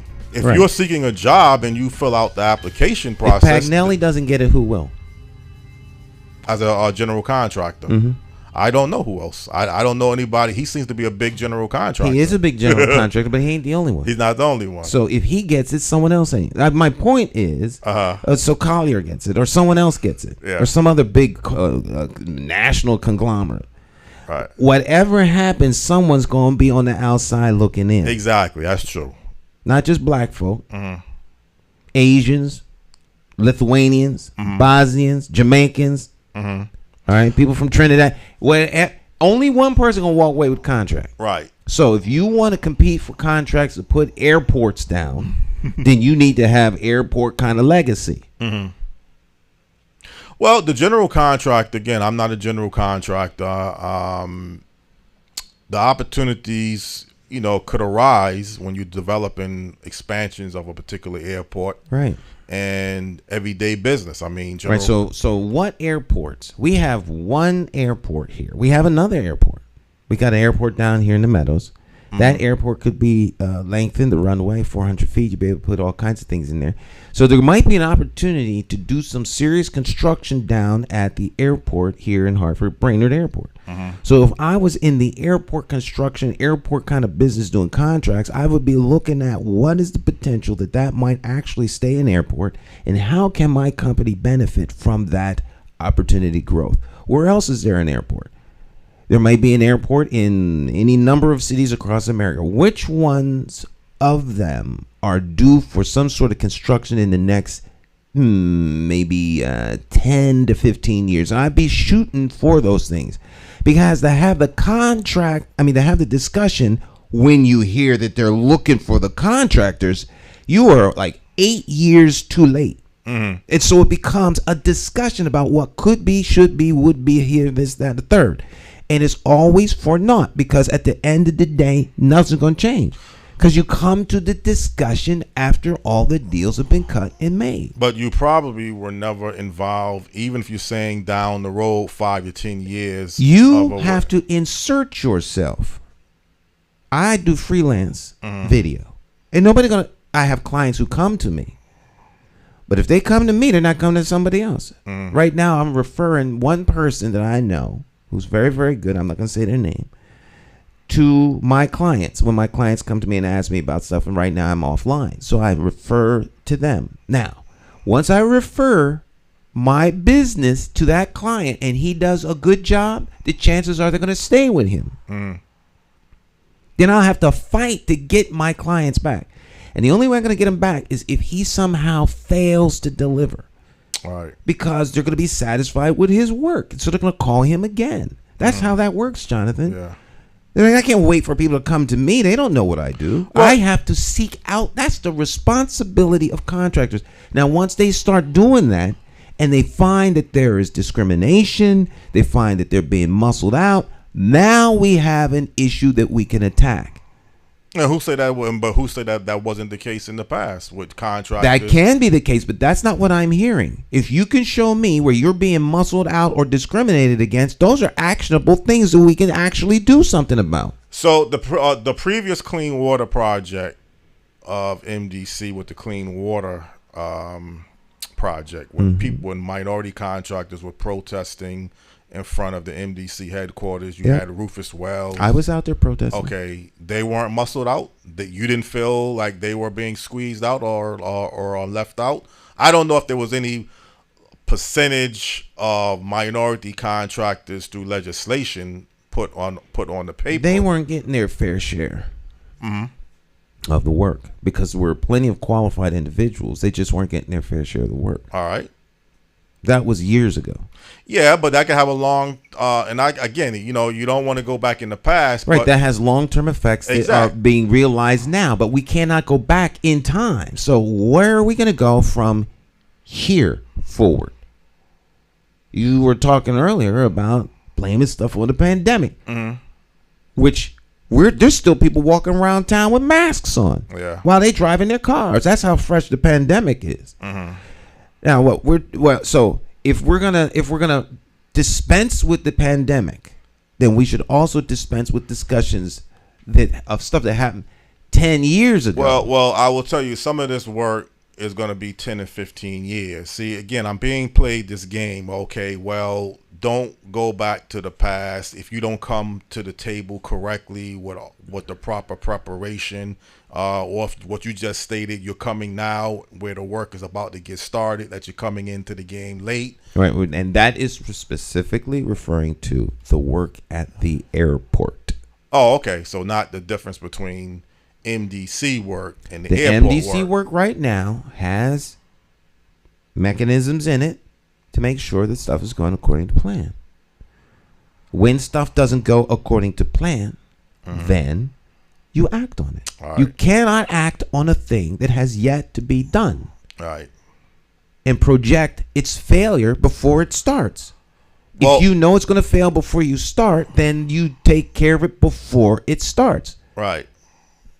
If you're not really taking in a position of power, and we can talk around this issue the best we can. And I understand it's not an easy when you're talking about $1 million contracts or how much money contracts. Just a contract. It's just a contract. To the person that has a contract, the $50,000 contract is just as important at the $50 million contract. Yeah, but you're going to see a lot of contractors, they get a lot of smaller projects, and you work with what you can work with. I'm not going to tell people, okay, put all your eggs in one basket, because that's not the best approach neither.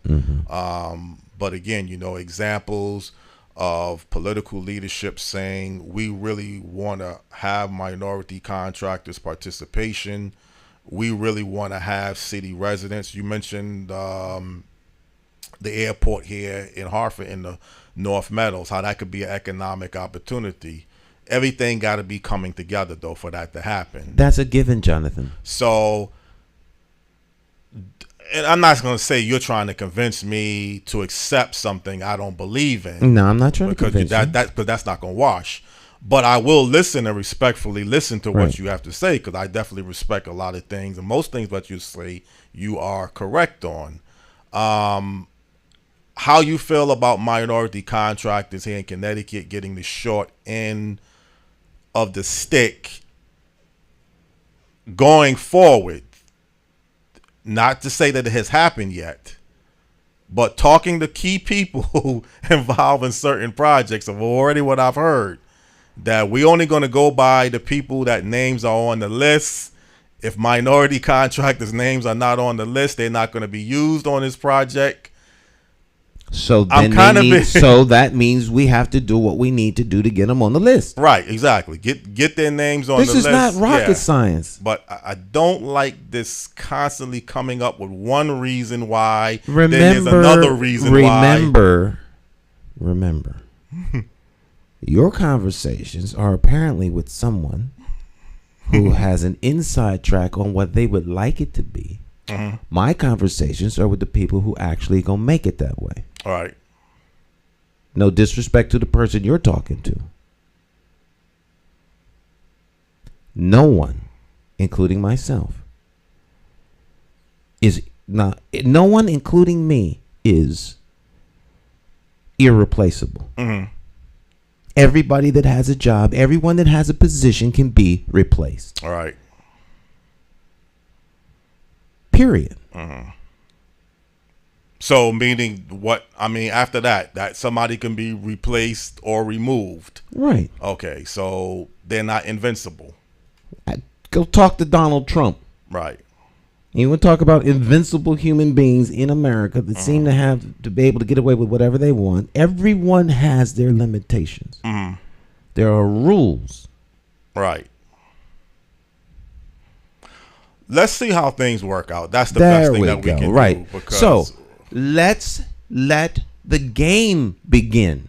Before we talk about deflating the ball for Brady, let's get to the game next week. But hopefully people are going to be in the game. That's all I could say. I want people to be in the game too, Jonathan. But until the game begins, you don't know who's going to be pitching. Yeah, but see, You can be pessimistic about it, and that's a legitimate approach. I talked to a lot of people that are pessimistic. There were people that were pessimistic that this, where we are right now, would not happen. Well, I wasn't one of them, though. You were one. Well, I was not one of the people that was pessimistic because I was not even aware that you were working with the speaker, Matt Ridditor. So I can't say I was one of the pessimistic people. Right. I don't believe in talking about stuff I work on. Oh, okay. I believe in showing you what I did. Right.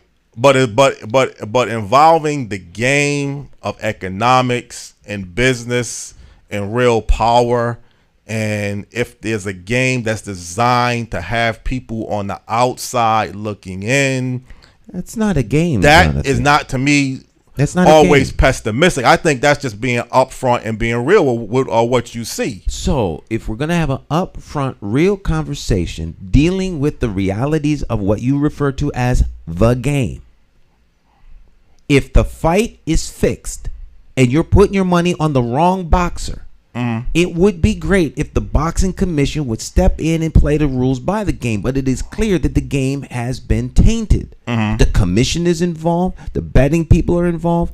The bookies are involved. The mob is involved. Everybody's involved in the fix, Jonathan. Right. So makes no sense talking about how unfair it is. Right. Learn how to play the game with the fix. Because anything else, given by the rules you're setting in the discussion, is fruitless. Well, this whole thing came about when I started this conversation about minority contractors and city residents towards employment opportunities. To the degree that you can make that happen, make it happen. We have oversight. We do the oversight. We have enforcement. We do the enforcement. Now, if the oversight shows that someone's not doing stuff, there's ways to enforce those rules. If you don't enforce those rules, then you will deal with the consequences of not having them enforced, which means people don't get the job opportunities that they have. These are political decisions. If you decide you don't want to enforce the number of people that should be working for a particular project that are minority, then whose fault is that? That's the enforcement entity's fault. There are people who can be held accountable. It's not a discussion. Hold them accountable. What we have is a lack of action.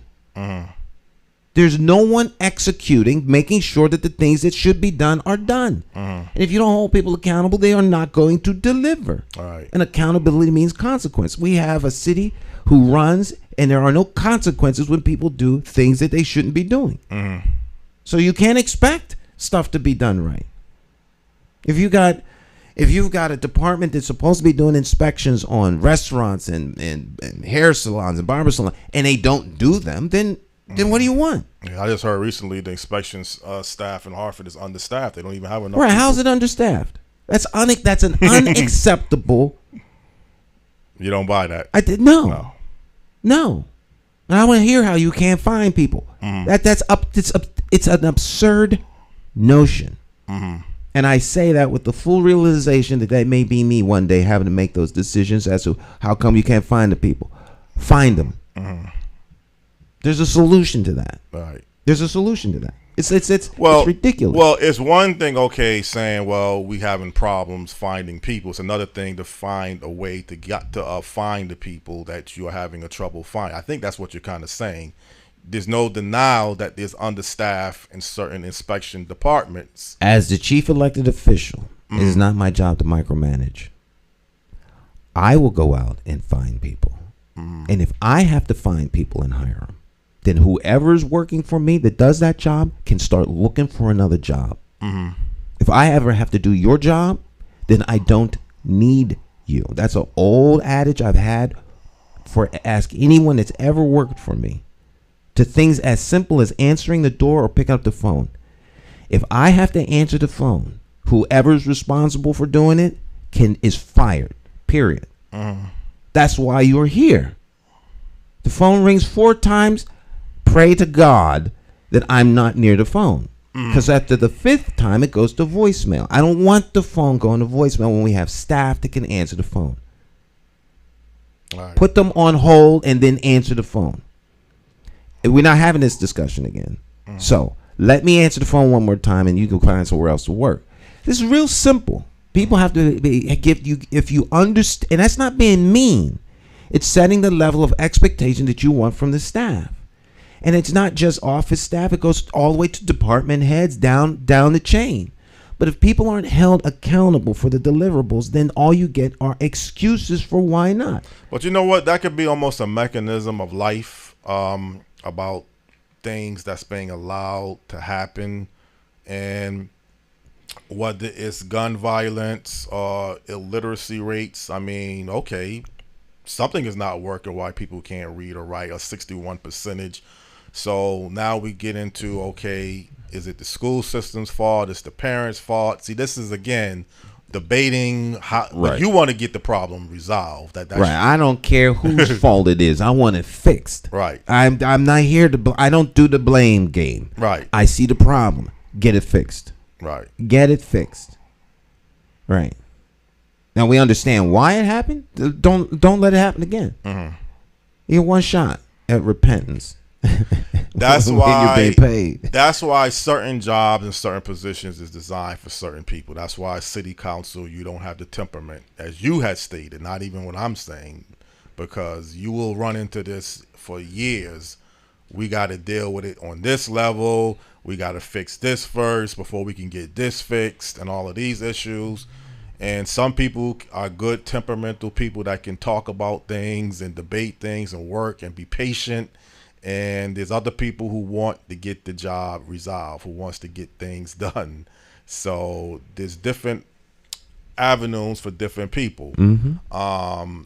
But again, I mean, if you're talking about problems that look like they're not getting any better anytime soon, I mean, I don't think there's no sense of urgency that I'm running across. And, you know, knowing how to read or write, you would think that's a basic fundamental element. Absolutely. That shouldn't be nothing out of the ordinary. No. That's something that you should expect everybody to know how to. Some people are going to be better readers. Especially after you graduate from school. Right.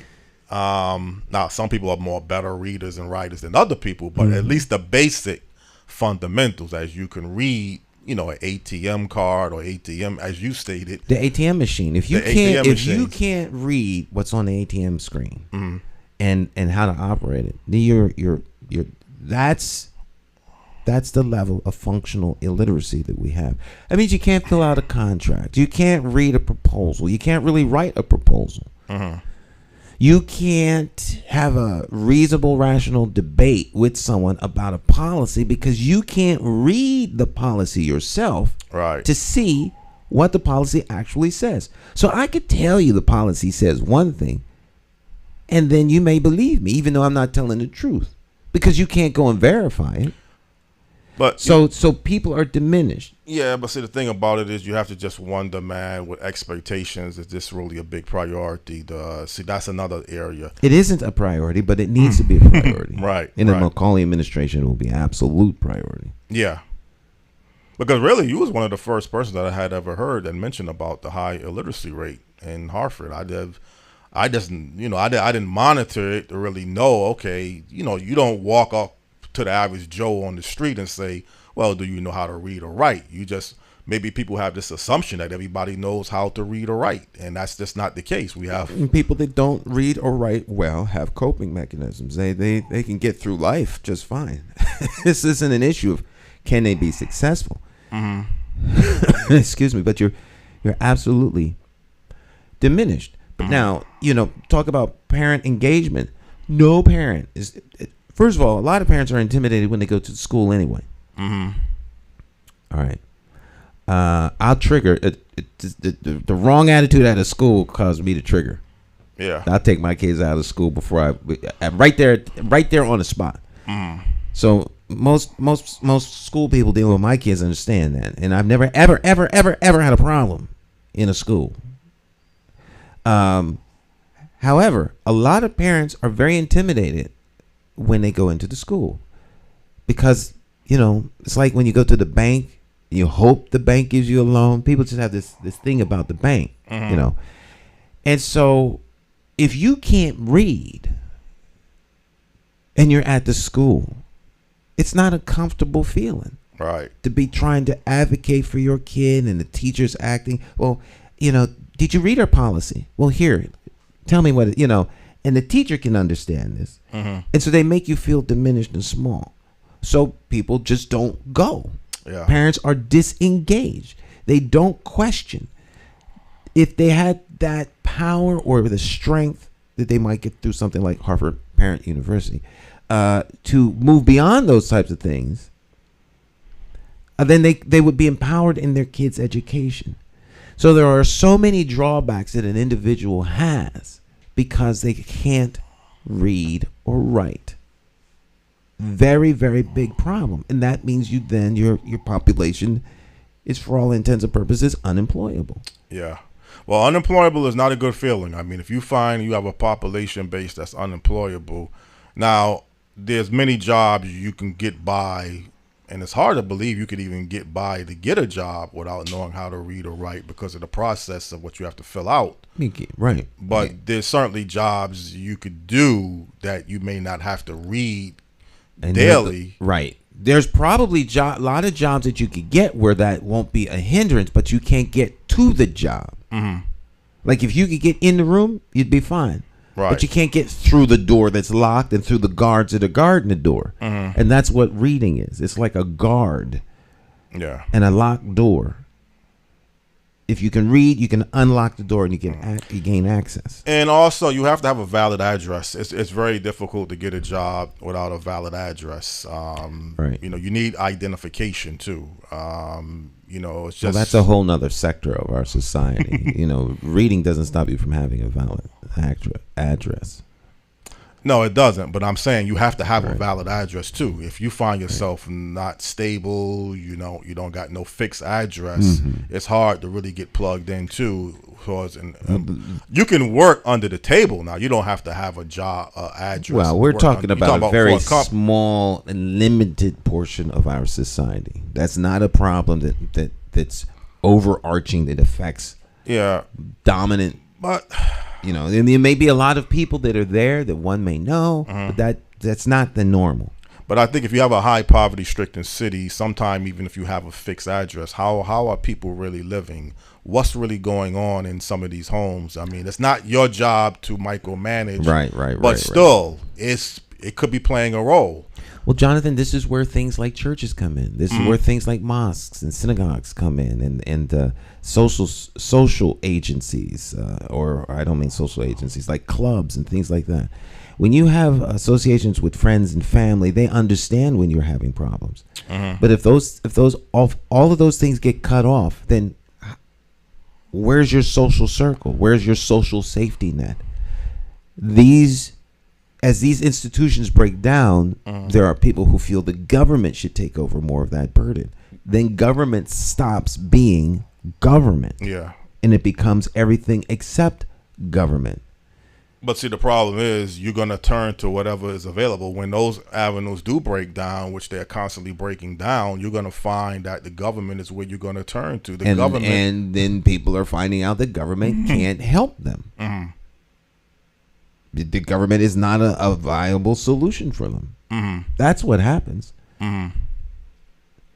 So the thing is how do you strengthen those institutions? How do you strengthen the things that bind and make community?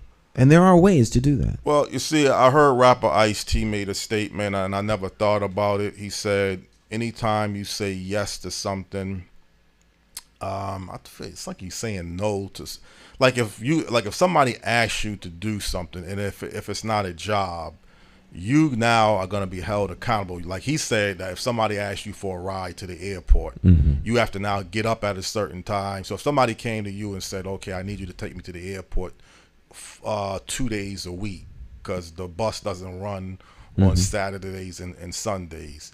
Now you are basically taking on this person's I'm gonna do him a favor, yeah. But it's like if you tell a person no, sometimes they go find someone else. They go find someone else. So sometimes you gotta know how to say no. I guess that's what his point was. Right. I don't have a problem. Now, you don't have a problem. You know me well enough to know that I have no problem saying no. But you don't want to. if you're in a position to help somebody, you don't really want to always turn that person down if that person is in dire need. If I can help somebody, I'll do the best I can, but I'm not obligated to help somebody. No. That's not I'm not obligated to help you. Yeah. I choose to help you. Right. If there are plenty of people who want to make it seem like you are less than a human being for not helping them. That is a really slick trick that some people have mastered. That absolutely does not work with me. Right. No. Well, that's all. I'm my brother's keeper and all of these methods that we have. I mean, that's the whole purpose, I think, of some of these social agencies that you're talking about. They're trying to help people that need help. There's nothing wrong with helping people. I spent my entire life helping people, but my desire to help you is not obligatory. Mm-hmm. And so a lot of people will put that on you. Church folk are like that. Right. Yo, brother, I think the Spirit of the Lord has moved upon me to ask you to be a blessing. That's interesting that God would move on you like that and not me, since I'm the source of the blessing. So people will try those things. Don't you want to be a blessing today? Well, yeah. Well, then if you just help me out on this situation, God will bless. God blesses me every day I wake up. So people will try those things on you.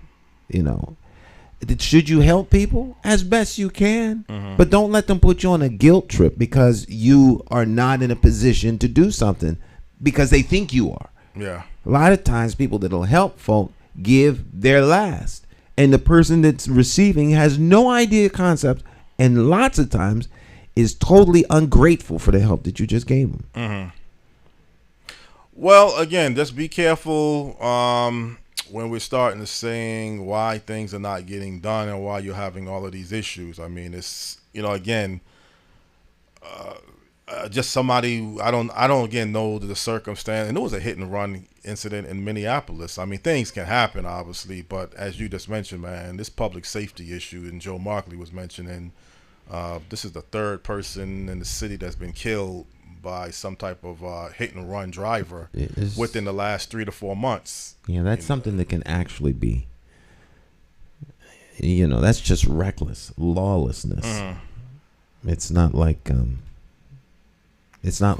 conflicts that arise and someone winds up getting shot. Right. Those are things that are beyond the control of other people. But reckless driving through the city, that's something that you can do something about. Right. Yeah. Well, like I say, how we go about it. I mean, I know I got a friend on Cornwall Street. He's upset because he can't get speed bumps. That don't do Cornwall Street, man. I've seen folk do 60 miles an hour. So you know about Cornwall? Oh yeah. Oh, I've been on the corners. Yeah. I blow through the stop sign like it ain't even Yeah. It's Cornwall. And the street looks so quiet. And I'm peaceful. talking Cornwall Street above Tower. Yeah. Where the community's kind of tight. Just blow right through the stop sign. It just doesn't make no sense. Well, this person I know, they lives near the Granby side, but he said it's a lot of speeding, and he even tried to get speed bumps. It was such a problem. And I think speed bumps can help, but these speed bumps will help, but what we need is law and order. Law and order. And a respect for community and your fellow citizens, and not so much just do what you want to do, riding through the city like it's some sort of a game. Driving is a privilege. It's not a right, and that privilege should be taken away from some people if they can't play by the rules. We have to get back to a time where people are held accountable, not by government, but by their neighbors. Yeah. That's unacceptable. And the neighbors have to have a sense that that's unacceptable and we want you to do something about it. That's how that all works. Well, like I said, let's try to end it on somewhat of a positive message. And I think what you just said is kind of a positive message. In a couple weeks, we'll be talking about 1983. And maybe I can utilize this national topic from 1983 to some of the basics. And hopefully Miss Cody, former 6th grade teacher, be on in a couple months if she's going to be in town. Yeah, because it just seemed like, I mean, it used to be a time if someone hit someone, they would stop. But it's like you just taking a risk, man. The average person runs into somebody and kills somebody, and that person is gone. You know, there's no accountability. No accountability. Yeah. No accountability. And well, that and no consciousness neither. You can kill someone. I guess that's like a gun almost. These are deep societal issues that can be dealt with, but it has to be intentional. And you know. Well, it would have been nice if Mayor Luke Bronin could have addressed this a little bit more between this incident and. He may have addressed. I can't speak for him. He may have addressed it. You just didn't hear about it. I just probably didn't hear about it. But the sticker, but the writing on the Black Lives Matter, I heard about that 4 separate times. That's not the mayor's fault. That's the press. The press. The press was reporting on that because it was a very critical issue, and no one knew who did it. That's understandable. Okay. You know, we're in the midst of very racial tension in the country, so it's not odd that got as much press as it did. It's unfortunate, but it's not odd. Yeah, so the press was involved in that. Okay, that's fair. Not that we're blaming the press, but I mean, it's not the mayor doesn't get to decide what you hear, unless he's over your house talking in your ear. So, well, let's hope Mayor Bronin is very passionate and committed towards all public safety incidents. I think he is. I think he is. Right. We're out of time, Jonathan. All right. Thank you again for this show. Again, get it underneath the belt. And let me work on finding someone for next week. All right. Okay. All right, my friends. We'll see you next time. Have a great rest of your day.